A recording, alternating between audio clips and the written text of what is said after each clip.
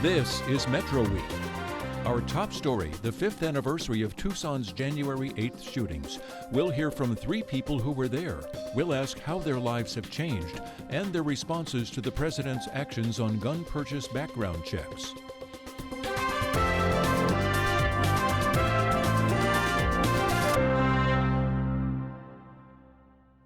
Welcome to Metro Week. I'm Christopher Conover in for Andrea Kelly. This week marks the 5th anniversary of the shooting that shocked Tucson on January 8, 2011. As a way of marking the date, we asked some of the witnesses and victims to talk about their lives now and respond to the news of the week regarding gun sales. Shooting victims Ken Darushka and Mary Reed spoke with Andrea Kelly in our studio, along with Nancy Bowman, a nurse who responded to the shooting. Here's their conversation. Thank you all for being here, first of all. I've asked you here to talk about how your lives have changed since the January 8th shooting. And for those who aren't aware, I just want to go over where you each were that day. So Nancy, you were shopping in the Safeway, you're a nurse, and you came out and responded when the shooting started. And Mary and Ken, you were both wounded, shot at the shooting, and obviously were victims that day. And I've asked you here to talk about how your lives have changed. So I want to start with the physical. We'll start with you, Ken. Do you still have any physical effects from that? I do. In my hand. I can't play golf. Maybe I could never play golf in the beginning. But you enjoyed it before. I'd enjoyed it before, and now it's very difficult to hold and grasp things because of a little bit of nerve damage that was inflicted. Are you in any physical therapy or anything like that? No, there's not much you can do. I do physical therapy about once a year, but it's something that's not going to change. But I still feel very fortunate just by the fact that I'm able to be sitting here when so many haven't. The mental issues were much more of a problem, just not for me, but also for my wife. She was... when the shooting started, I grabbed her, threw her to the ground, and got on top of her and put my arm over her head. And the bullet went in my arm instead of her head. I saw it happening, so I was able to react. She didn't know what was happening. I threw her to the ground very forcefully and just about knocked her out. And we laid there for a while, and she was just covered with blood. And when they took us away, they kept asking, "Where are you shot, where are you shot, ma'am? Where are you shot, ma'am?" Because she was covered with blood. Meanwhile, I'm sitting there bleeding. But they attended to her and me also. We were both admitted to the hospital. And I think when we talk about the people who were injured that day, we're really talking, when we use the numbers of the people who were shot. We're not also including the people who weren't transported to hospitals. And of course, that doesn't even begin to talk about the mental health effects. And I do want to get to those, but Mary, let me hear a little bit about if you're still having physical effects. Well, I threw my daughter against the concrete wall, and I was shot in both arms, and then the last shot of the incident was in my back. I still have a bullet. Fortunately, it is traveling more out of my body. It was in L1. That's a vertebra? A vertebra, a lumbar one, and it was right into a nerve bundle, and it's been traveling out through the muscle groups. So I'm still in a fair amount of daily pain, but I completed my 18 months of physical therapy. So anything else were you going to add? Well, I was going to say, since my whole family was there, my then 13-year-old son, my husband, my then 17-year-old daughter, and I, the mental effects are more profound, and it's very easy for us to get teary when we hear about shootings in this country and the amount of lives lost. I think sometimes when people think about post-traumatic stress disorder, they think it's something you might get from an event and then eventually get over. And I would like to ask if you're still experiencing those, including you, Nancy. You saw traumatic things that day. Well, the images never leave you. I mean, they live in your brain and in your heart forever. You can't, can't get those images away. And you can't explain them to anybody. I've decided that there aren't words in the human language that actually capture the horror of witnessing human suffering, human carnage, you know, just a total slaughter. And you just live with the fact that that's part of you now. You had that experience and you are part of that experience. 6 months after we were at a store, after the shooting we were at a store, and both Carol and I were walking through the store and somebody dropped something and it made a sharp splat on the floor, and both of us just about hit the ground, because that image of what happened that morning is going to be with us forever. Does some of that still continue? Do loud noises still? Loud noises, especially for Carol, big crowds. She's fearful of large crowds, and so that will continue, and that's not going to change. And unfortunately, we're hearing about these tragedies more and more every single day, and it seems, and that brings back the memories. You know, it just recycles what we went through that day. We know that other families are going through the same thing. Mary, your whole family was there, you said, so does that Yes. make it easier because you're helping each other cope with this, or is it harder because you're surrounded by it? I believe it makes it easier, but it is harder because we each respond in different ways. It makes it harder in that if one of us is triggered, then all of us become quite alarmed. It makes it easier because we have a language we can discuss. And Nancy, you were not trained as a trauma nurse, correct? No, not at all. My experience is in cardiac.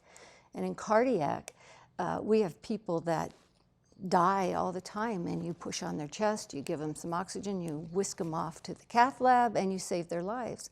So I come out to this massacre, and I'm thinking that I can save some of these people. And some of them just could not be saved. They were killed instantly. And you know, we were talking about images. I'll never forget when Carol DeRushka said to me that she was taking brain matter and pulling it out of her hair. That's an image that I can't stand to think of that. But that's how awful it was. And I started doing CPR on Judge John Roll.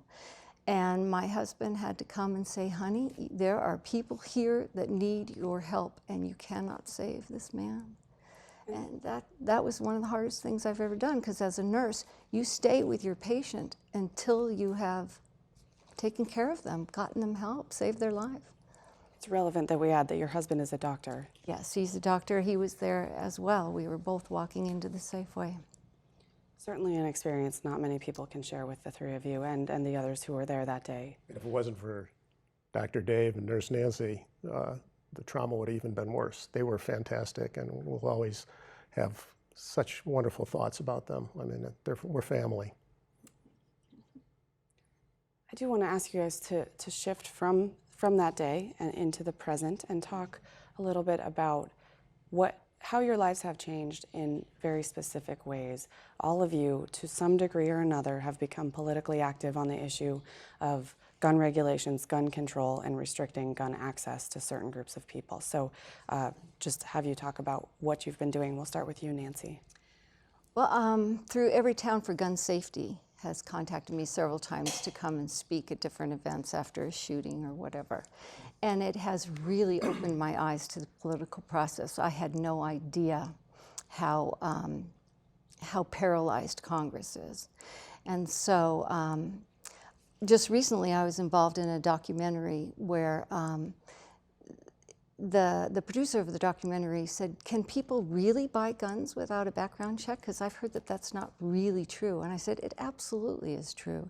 And so we went to a gun show here in Tucson, and with the producer's money, we were able to buy 3 semi-automatic weapons without even a background check, without showing a driver's license, without showing a permit, a license, nothing. And this is how it happens. You go onto the internet and you say, I would like to buy your AR-15, and the guy says, meet me in the parking lot at the gun show. And he passes the gun out the window, you give him $950, and it's done. And that is a legal purchase. Because it's his own, it's his own personal gun, and a background check is not required for that. And a driver's license is required to buy a handgun. So you hand over your driver's license and the guy says, what's your zip code? 85742. Okay. Doesn't write down your name, your address, nothing about you, and sells you the gun. No background check, nothing. And we'll get to more conversation about background checks and Obama's executive action this week. Mary, what have you been doing since the shooting politically that you weren't doing before? So I was kind of the anti-political person. I was an engineer, and I had never even considered doing anything more than read and vote. And so I got involved and with making common sense gun laws. I also work for Everytown for Gun Safety, and I took on the responsibility of being a survivor fellow, which is to both meet with policymakers, our representatives and senators, and as well as to support other survivors of gun violence, because once you have experienced such a horrific event and you say, this doesn't make sense, why is this possible, how is this possible, then you want to become active and reaching out to those people. And Ken? Well, right after the the shooting, after several of us recovered, we went to Washington, as Nancy mentioned, and the interface with Congress was ridiculous. We couldn't believe. As we went around and met with various members of Congress and Senate, the NRA followed us around, and after we finished with that person, they would then go in, and who knows what was said, but it was probably along the lines of, no matter what they said, if you want to win an election, you have to do what we're saying. You want our support and our money. And it was just terrible, the reaction that we got from embarrassing from most of our Congress. You know, it's like, you know, the saying, if you want to do the same thing over and over again and expect a different result, that's, you know, insanity. And that's what we found with our Congress. And so we're extremely pleased that something can be done to get around Congress's inactivity in this area. So on that note, you're referencing that President Obama this week announced his executive actions to change a few things regarding gun sales, the biggest being to require background checks for guns at sales at gun shows, as you experienced, Nancy, and I believe you also have an experience. Well, several members of our organization that we've become, those of us that survived, went to a gun show shortly after, about a year afterwards. And the interesting thing was very similar to what Nancy said. It was so easy to purchase a weapon. One of the individuals went there and even admitted that they wouldn't pass a background check. And the seller said it out loud? Said it out loud, and the seller said, well, that's okay, there are no background checks required here, which is against the law anyway, but there's nobody watching that or safeguarding that. So and what so do you we think could about- have been a felon. He says, you know, there's no way it can pass a background check, and yet he was given a gun or sold a gun. When I went, my brother was with me, and he said, I don't have to pass a background check, do I? And the guy goes, why, who are you? He says, well, I just don't think I could pass a background check. And he goes, do you have a driver's license? Yeah. He goes, don't worry about it. So what do you all three think about what Obama is announcing? And I'll start with you on this one, Mary. I'm thrilled because I believe the Second Amendment allows you to own a gun or purchase a gun. But if you're a prohibited purchaser, I don't ever want you to be able to buy a gun. And I think that closing these loopholes is critical. We actually watched the speech together, his Obama speech announcing these changes. Yes. And all three of you had reactions, both verbal and nonverbal. Tell me what you were thinking. Well, I was relieved in several cases to get the background system so it's fixed, so only people that can and should be able to purchase guns are, so the data coming from the states, complete, having more people so that those background checks are not arduous for anyone. I own and shoot guns, and I don't want people to be inconvenienced, but I also don't want to hand deadly weapons over. So of that I was thrilled. And I think he's right. I think that we are Americans. We solve problems, and we can make guns safer. When we started to collect data and to look at cars in an engineering sense to make them safer, we didn't have less cars. We have safer cars. Let's do that for this industry. And Nancy, given the work that you've been doing on the issue, do you think this goes far enough? Well, you know, I have come to the conclusion that we can only make baby steps. You know, this country is not willing or ready for major steps. I mean, I personally would love to see a ban on extended clip magazines. Why would anybody need 100 bullets in a magazine? I would like to see a ban on assault rifles. I would like to see a lot of stricter, tougher legislation, but we can't even get the tiniest little tweak of current laws saying that if you pose as a gun dealer, then you are a gun dealer, or if you sell an extraordinary amount of your personal collection of guns, then you are a gun dealer.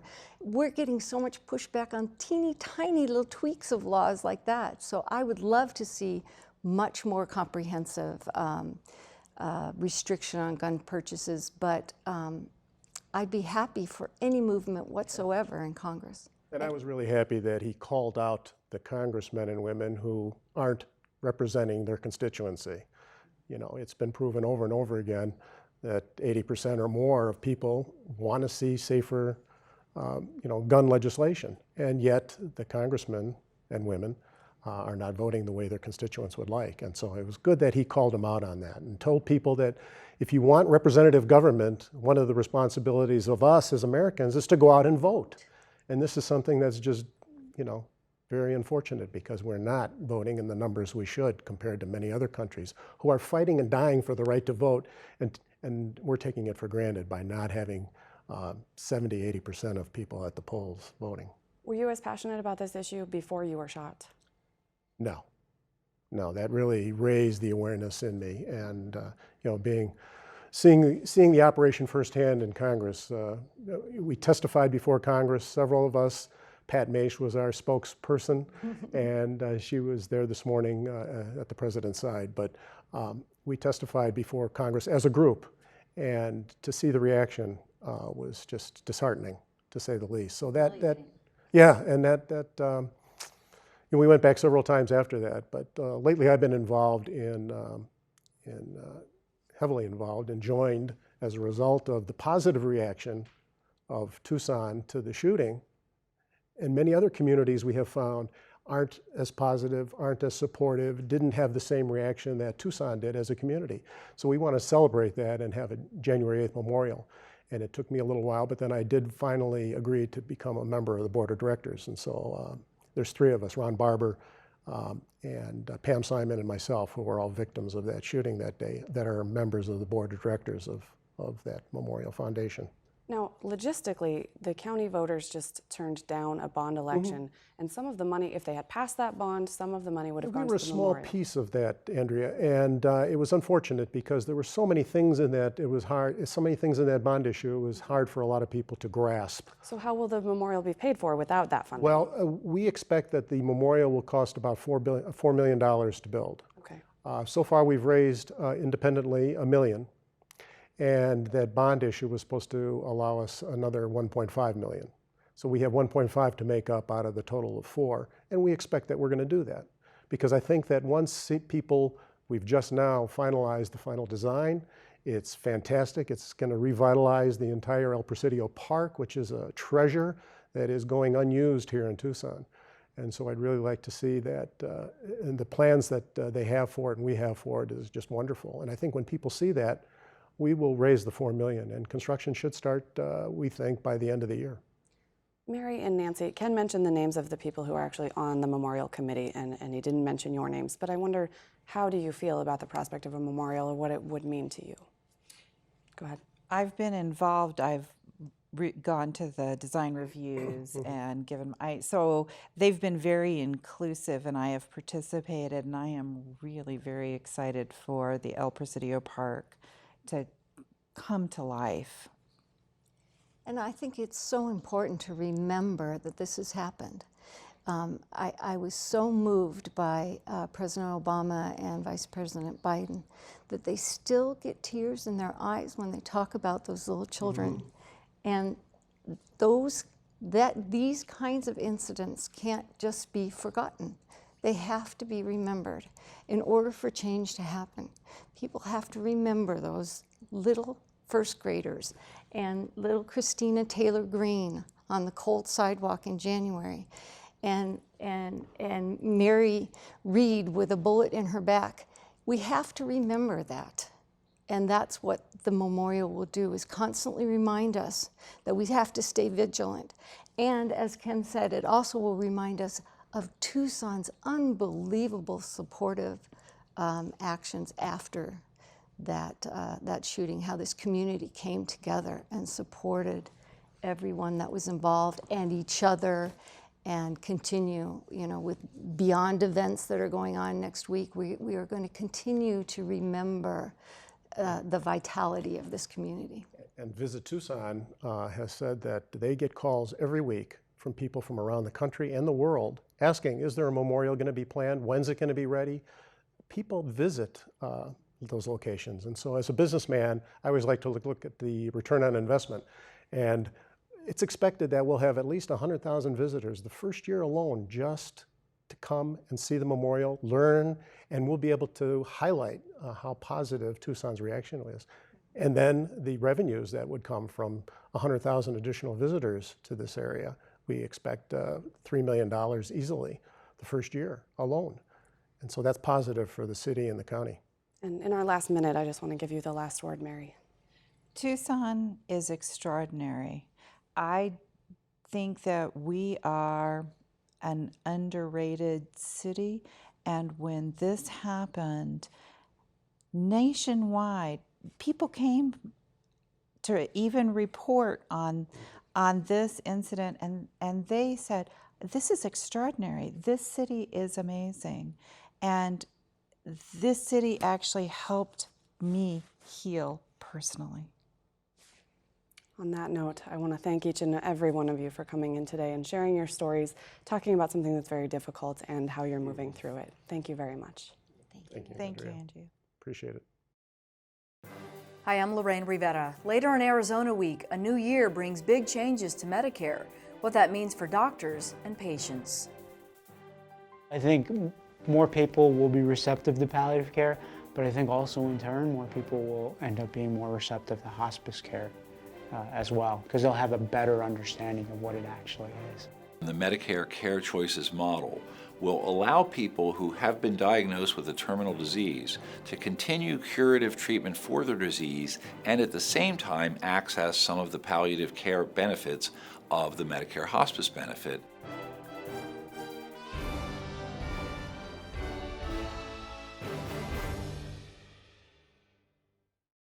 The shooting victims and witnesses have been working to strengthen gun control laws, and the president noted that 90% of the country agrees with mandatory background checks for weapons purchases at gun shows. We reached out to the Gun Owners of Arizona for its response to Obama's executive order. Here's my interview with the group's executive director, Ken Rainier. Ken, thanks so much for talking with us. Let's begin with your overall reaction to the president's actions from earlier this week. Well, his actions are pretty much unsubstantive. Most of what he has indicated that he wants to do is already the law for the most part. There's a few exceptions. I think some people may have been surprised when these actions started to come out that groups like yours, the NRA, other groups really were not, very upset about it. But as you said, a lot of this is already in law. Right. We expected a lot more than what the president has come out with. Maybe this is just the first set of rulings. From what I've read, they're pretty much the same thing he issued executive actions on 2 years ago. Let's talk about some of the things you do have concerns about. One of the components you and I talked earlier in the week you have concerns about are some of the mental health components. Explain that if you can. Well, exactly. I've always been concerned, not only as a gun owner, but for those who do suffer from mental illness, because let's not forget, the vast majority of those who suffer from mental illness are not violent. They just have a sickness that they can take medication for, and they operate like most of us do. Most of the calls seem to go overboard with correcting the background check system and so forth for mental illness, which already exists. The problem has always been funding for the states to get all these older records into the digitized and sent to the National Instant Criminal Background Check System. But my primary concern is the Social Security initiative, which we won't know until later when the Social Security Administration comes out with their actual proposed regulations, what he plans on doing. But if what is currently done in the Veterans Administration is any indication, it could be pretty onerous because the VA right now, if you suffer from enough mental illness where you can't balance your checkbook, let's say, you get benefits, so you don't have the capability, you have to designate a financial power of attorney to take care of your benefits and your balance your checkbook and the like. Well, that's considered enough of a mental illness, a serious mental illness, where you are put through the board process, declared mentally deficient, and reported to the National Instant Criminal Background Check System as a prohibited possessor, and you've lost your right to defend yourself with a firearm, even though you may not be mental illness like schizophrenia or something serious, but just can't take care of your financial problems due to lack of ability, mental acuteness due to, say, a brain injury. I'm sure somebody watching this will say, wait a second, if someone does not have the decision-making power to balance their checkbook, how could they have the decision-making power to fire a weapon? I'm sure somebody is going to say that. Well, I remember coming across people that when it came to math, addition, subtraction, and balancing their checkbook, they weren't necessarily all that good at it. Now, of course, we are not talking about someone who just isn't very good at math and never has been very good at math. But I think that we should be very cautious, just like any right that we possess, to take that right away from an individual based on a board of a few doctors, or in this case, and let them be the final arbiter. There must be a system put in place that allows the individual to appeal any of those decisions. Do the actions that the president has signed and will have to go through some rulemaking, as you said, do you see them making any difference to prevent these mass shootings, which is something that a lot of people are talking about? No, because like the 200 additional ATF agents, well, that's going to take congressional approval, and let's say they do fund that. I don't see where 200 additional ATF agents going into an FFL and doing administrative checks on their paperwork and so forth, finding paperwork errors is really going to do much. We really need to focus on the criminal element of the whole thing, which is where the situation lies. I just had a discussion this morning with an individual. There's something like 100 million people that own firearms. They own approximately 300 million firearms, but only 11,000, I say only, approximately 11,000 homicides are committed with a firearm every year. Well, that's not even 0.5%. So that's not the big issue. It's not the gun. It's the people that continuously commit crimes and get away with them, or, the situation where a domestic dispute occurs or whatever. Suicide prevention is probably more of an issue because it's pretty much double the suicides annually than the homicides. All right, Ken, well, thanks for sitting down and talking with us about all of this and shedding some light for us. Thank you. And that's our show for this week. Next week kicks off the new legislative session, and the State of the State address is Monday. You'll be able to watch that on the World Channel at approximately 1 p.m. We'll have full coverage of it Monday afternoon on our sister station, KUAZ 89.1 FM and 1550 AM. You can always catch up on the other news or comment on our work on our website, news.azpm.org. I'm Christopher Conover. Thanks for watching.